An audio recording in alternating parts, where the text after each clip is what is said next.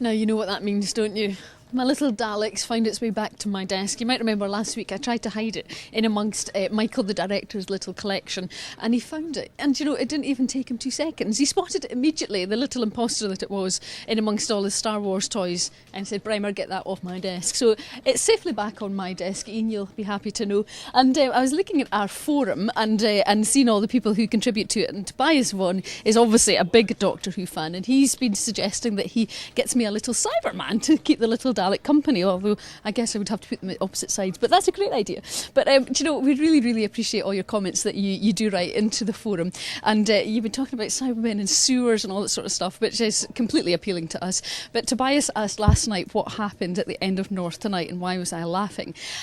So I have to put my hands up and confess that at the end of the programme I was due to come back in and stand in the set so that for the closing shot, and I was a wee bit late because I just I don't know what I was thinking. I was probably thinking what I was going to have for my tea. I was a wee bit late getting onto the set, and because I was having to walk live and things like that. Now, normally walking is not a problem for me, but as soon as I'd have to do it live and try and be quiet, I'm like a bull in a china shop. And I completely tripped and made a big clatter of a noise, and I was laughing, Norman was laughing, and everybody in the gallery was laughing, and it was all quite funny. So that's what happened. But anyway, talking about last night's programme, an even bigger laugh than that was our very lovable David Marsland. Now, he's just sitting beside us here, and I have managed to acquire David's costume, which he wore last night on the programme. Now, did you see it? He was in a garden in Stonehaven doing a wee bit of barbecuing, and he got all dressed up for the part. And he was so sweet, and look, this is what he wore. David, do you know what? Tell me about these things. Marks out of 10 for effort, because we really do appreciate that you go into all that effort.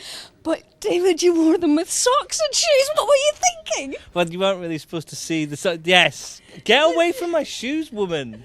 It's the same camera woman that we had on yesterday. You see, I told him that he should have bought flip-flops, Alison. You should have told him to buy flip-flops when he was buying his outfit. However, you were in your socks and shoes, bless. I was, thank you. You have had a bit of stick for that today, haven't you? Quite a substantial amount, and I've also been put on a diet by the news editor, which is fine.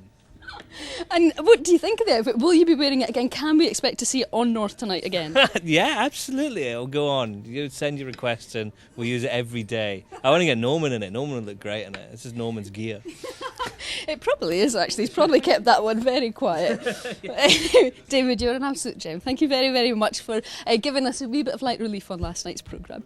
Now, moving on to today's programme, Sian Donaldson, our top reporter, is working on our top story. Tell us a bit about it, Sian. Well, it's about a man called Peter Tobin, Andrea. He's being treated at Aberdeen Royal Infirmary for a heart attack, and he was taken there yesterday. He's currently serving a 21-year sentence at Peterhead Prison for the murder of the Polish student Angelika Kluk in Glasgow last September. And what are you doing for the programme? Well, I'm going to go out there live at lunchtime. It's quite a good way we discussed it obviously at the production meeting this morning. It's quite a good way for this kind of story to really add a lot of immediacy to a changing and breaking story like this. And that's only, it's gone less than 2 hours away, and you're still sitting here looking very calm and collected. Are you all ready? Do you know what you're doing? Yes, I'm all ready. We've already got pictures cut of him when he was sentenced, and obviously shots of Angelika and of the church where her body was found. So we'll play those in over the live when we're out there at lunchtime. Okay, great. Sian, thank you very much. That will be our top story today.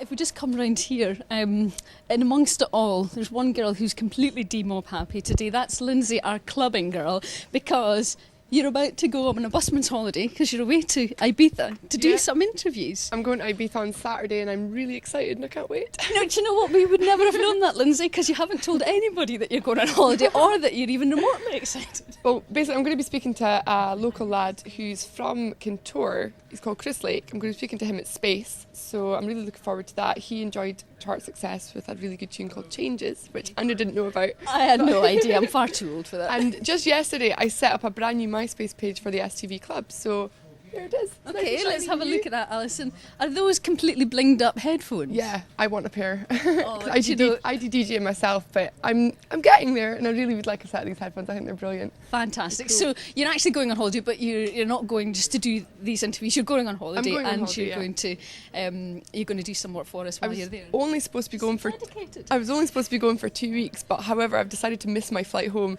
and jump on an EasyJet on the Tuesday just so I can stay for Radio 1. That's dedication to the cause.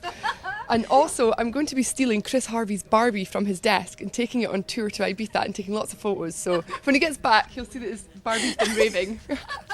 Fantastic. Well, you have a great time. I know Will you do. will. Tune in for North Tonight at 6 o'clock. We'll bring you all the very latest on our stories, and you can tune in to the blog page at any time in the next couple of weeks, and you hopefully will see Lindsay in Ibiza and maybe pictures of Barbie as well on our holidays.